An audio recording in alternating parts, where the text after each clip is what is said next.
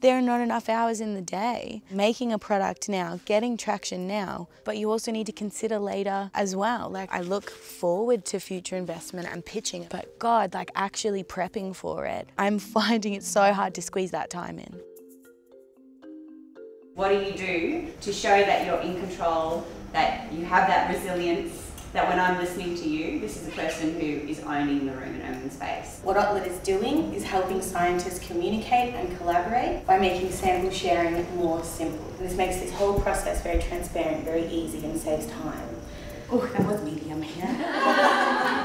Yeah, okay, give it to me. I'd love to know in the pitch whether you can give me an idea of scale. Sometimes I think we're absolutely nuts. Would I like to start my business while doing my PhD? No. If I had a choice, I wouldn't. But this is the hand we've been given, and we have to play our cards to the best of our abilities. Lauren and I, through the development process and learning about how to develop a product, the funds dried up, and it ended up just being us off our own backs trying to create this tool. Now that they have a product that isn't scalable, it's not stable, and people are trying to upload and use it and it's crashing constantly, it's causing them so much stress. When they have cash, they could be building something that's stable and scalable. And so when we got this pre-seed funding, I mean, it just opened up all the doors. And I'm not saying that it's our answer and it will fund us for everything we need to do, and there's no real pre-seed funding that would ever do that. But it's incredibly important that we now have this freedom to move a little. $100,000 is still a lot of money to get started with, but you do have to be careful and budget it out. How long is that going to get you until you run out of cash? As I've been working through the products and so the ideation based on a lot of what you've seen through, I've realised that there's a few unanswered questions, basically around what we should be aiming for in the first release of Otlet, what's possible, what's feasible, especially within the budget that you guys are operating within. The financial side is probably the most important side, simply because it's like having gas in the tank. And if there's no gas in the tank, it's not going to go anywhere. Number one reason why people get divorced, why people have family breakups, is because of money problems. You have to start things how you want to finish it. If you don't start it well organized and well appointed, then you're certainly not going to finish that way. The talk today really is how to be a startup CFO, but in a way, as founders, you're all CFOs.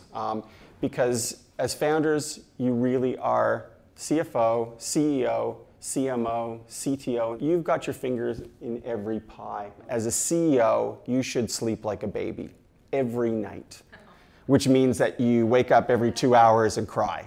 You've probably heard that one before.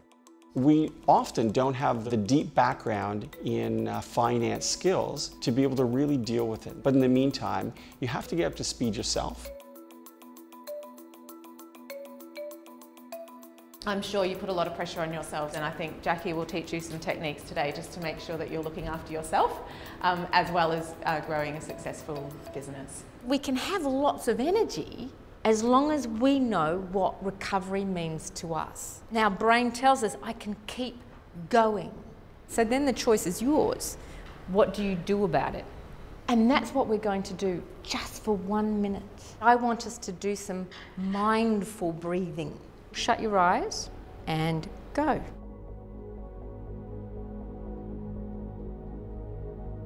Resilience for me is having the capacity to bounce back when something is tough. And for me, that would be going on hikes or being out in nature or kayaking or fishing, and those sorts of things allow me to have time just for myself.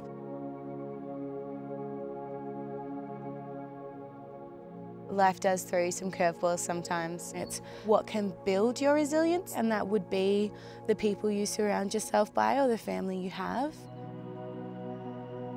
She's had a struggle.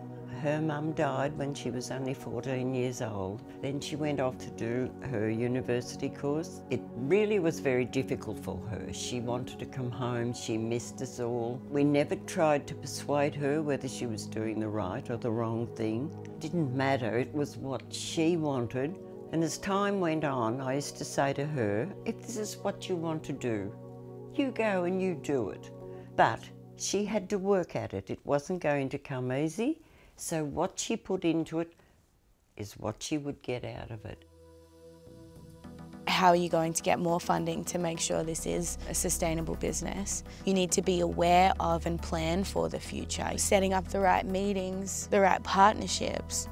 Investors are all very different individuals and look for different things, and it depends on the type of investor you're speaking to, whether it be an angel investor or a more professional VC firm. Angel investors, they're either very passionate about that space or they truly connect with the founder and believe that they are the right person to be solving this problem. Then it comes back to the founder to be able to convince them from someone who has that belief in them that not only is that belief warranted, but they're the right person to take that idea to market. VC firms are a lot more thorough. VCs are a business and they invest cash in their portfolio to see portfolio growth over time. And if someone's thinking of putting 500,000 into your business, they're going to want to know that there's something there. Personally, I really look for entrepreneurs I feel I can trust and that I think are resilient. Emotionally resilient because it's a bloody hard journey, and physically resilient because you do really need to take care of yourself, keeping things in perspective. Just thinking about budgeting, it's something that every startup founder should know. How many days do I have left, or how many months do I have left spending as I'm spending before I run out of money? You will have to prioritize every step along the way, and you will have to make decisions. Should I be putting more money into development, or should I be putting more money into marketing? This is something Mad and Lauren have really discussed, where their money is going to be best spent and how they can save, until such time as perhaps they get somebody else on board that's prepared to give them money to continue on doing what they're doing. You have to be resilient, which means you have to be strong. Not have any doubts about yourself. Go right to the top. Don't be prepared to stop on the bottom step. In the moment, everything looks like Everest. It's really important to take a breath and look at everything as a step. So although it is Everest, there's a stairway and you can just take one at a time. Nothing is for free. You don't get handed things, like you have to work for them. And so it's respecting that you're never going to be handed something in life, and opportunities come up mainly because you've made it. Probably the most important thing to do is to have somebody that you can offload to. It's really about sharing the load, I think, and making sure that you're not the only one looking after a certain part of your business. Even if it's just somebody that you can talk to is really important. Just take a moment and remember why you're doing this. Jennifer has heard about you guys and what you're doing and has gone, wow, I love sharks. These guys sound really cool. It's a good advantage. I'd literally just love to meet them. They're going up here, guys. Okay. Now, I've been really interested in sharks since I was a kid. Really interested in conserving them as well. I hate this terrible debate we have, and the drum lining and the netting, and you think, oh, is this the right thing to do? And it is hard because you've got to do something. You've got to do something, exactly. But yeah, so tell me about what you're doing and what's got you into this, and what is it, and how can we help you? We come up with an idea for researchers to share biological tissues. And be like, hey, in my freezer, I've got a spare eyeball. In Maddie's freezer, she's got spare, who knows what, fin clippings. It's weird. No, but our newest, latest idea is basically creating shark share for all taxa, all species. Oh, wow. Yeah, so bit of a jump.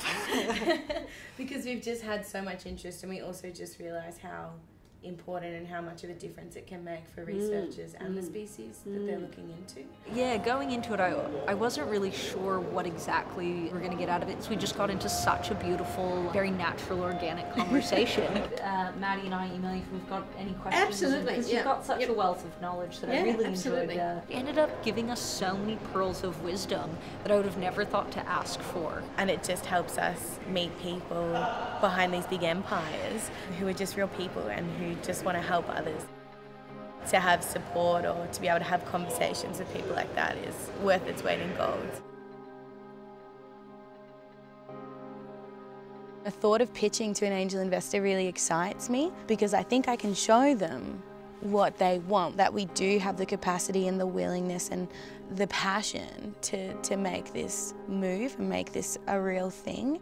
I want it to outlive me and I want it to create its own legacy and to help other people, and resilience in a business is key to make sure that it's sustainable. She's had the hard times and she's worked her way above all that, and she will keep working her way up. I'm very proud of her, very, very proud of her. And her mum would be so proud, so proud of her. It is just the start, and you know, there will be Series A, B and C rounds of funding that will come, and that's sort of how this monster of a startup works, really. It's risky. I mean, I often say you've got to risk it for the biscuit. And so I think I'd really like this biscuit. So I'm willing to risk and try and make it work however I can.